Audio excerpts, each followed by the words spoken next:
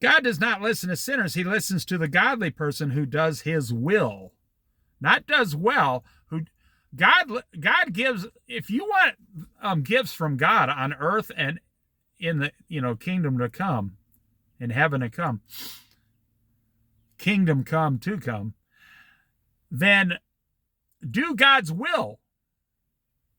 Well, I don't know what God's will is. Do you pray? No. Do you read the Bible? No. Do you go to a Christian church? No. Well, then how are you going to find out what God's will is for your life? He listens to the godly person who does his will. Nobody has ever heard of opening the eyes of a man born blind. If this man were not from God, he could do nothing. To this they replied, you were steeped in sin at birth. How dare you lecture us? And they threw him out. I think this man didn't care one way or another because he was blind and now he can see and now his whole life is better.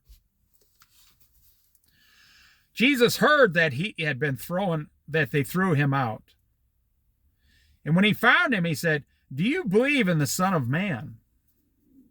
Who is he, sir? The man asked. Tell me so that I may believe in him. I'm thinking right now this guy's going to believe in almost anything that happens to him.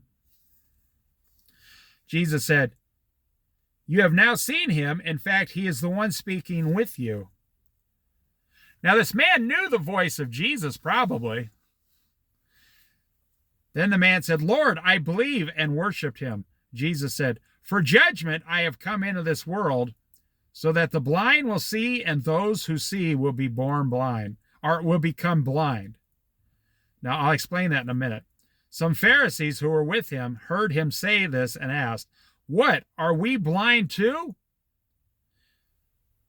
Jesus answered, if you were blind, you would not be guilty of sin.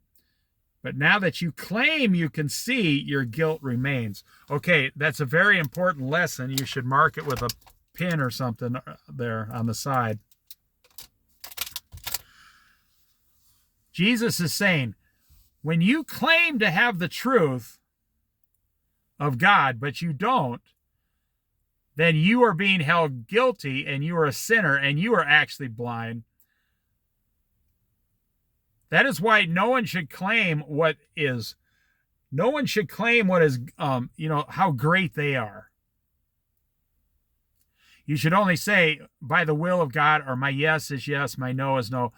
I know God did this. I did not do it. I spoke earlier of miracles. I've never claimed that I'm the one who causes the miracles. There's nothing greater. I'm going to change direction just a little bit. There's nothing greater than when God shows up and answers your prayer. Oh, man. Oh, yeah. That's so fantastic. That's the best of the best of the best. When God shows up, if you've never had it happen, then you're not following God. Well, how do I know if I'm one of God's children? How do I know if I'm saved? Well, what's the last 10 things you received from God? And I have people tell me, I've never received anything from God. I say, then God's not your father. If you had a child, if you had a son or daughter, wouldn't you give them things? And they say, yes, I would. Well, then you might not be saved, because God would give 10 times more, 100 times more, 100-fold more than you would to your own child. And if you're not receiving things directly from God, and I'm talking outside of air, food, clothing, shelter, I'm talking about other things. People go down today and they buy a $400,000 house and claim that God has blessed them. No, I would say the devil has just cursed you with a $400,000 mortgage, a loan that you got to pay back at, 7% interest.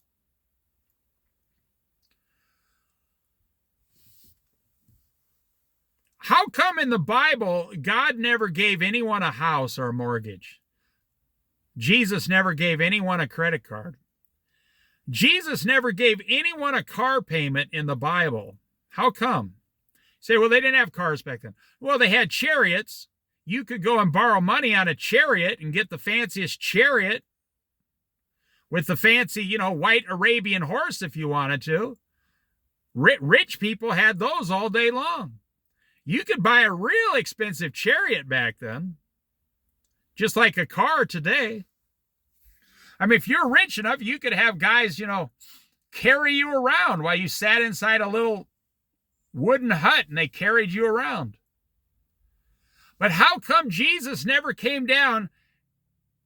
How come Jesus is only dealing with like physical issues and spiritual issues, but not one thing in the Bible where he's dealing with financial issues or housing? How come? He dealt with food issues. He fed people, but he didn't permanently give them disability. He didn't give them welfare. We're talking about a God who has the power to do anything. How come he never did all these things that we do today?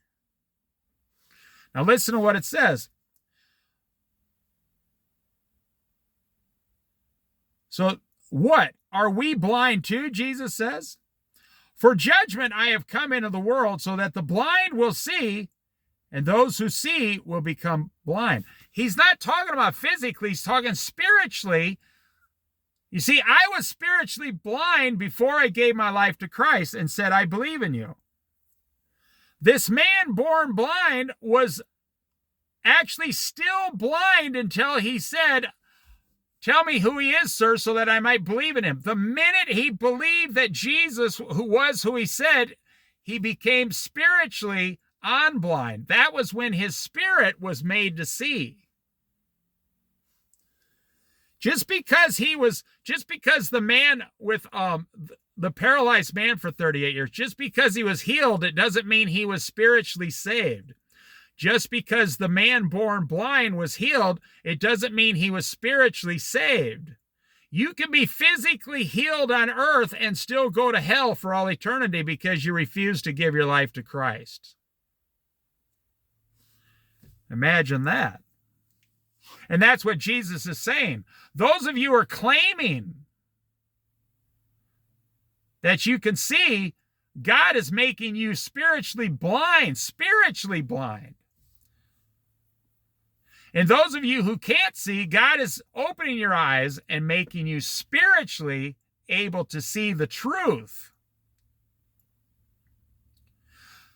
You see, here's the poor sinful man. His eyes were healed, not the poor man. I did not say sinful man. I did not mean that. Here's the poor man, blind. He was physically healed, but then he was spiritually healed.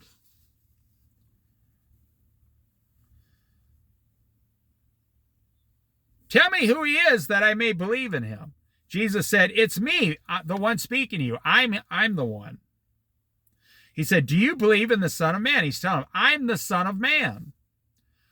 The man said, Lord, I believe. Right then, the man received everything for all eternity at that specific moment. The man received his eyesight, and then he received his spiritual eternity, and then he received forgiveness of sins, everything. And he received the right to become a child of God for all eternity right then. And the Pharisees who said, we do not believe. Jesus said, I'm the Son of Man. They said, no, you're not. You're the devil. They are still going to hell because their sin is still resting upon them. You see how it works? All right, next time we'll be starting chapter 10.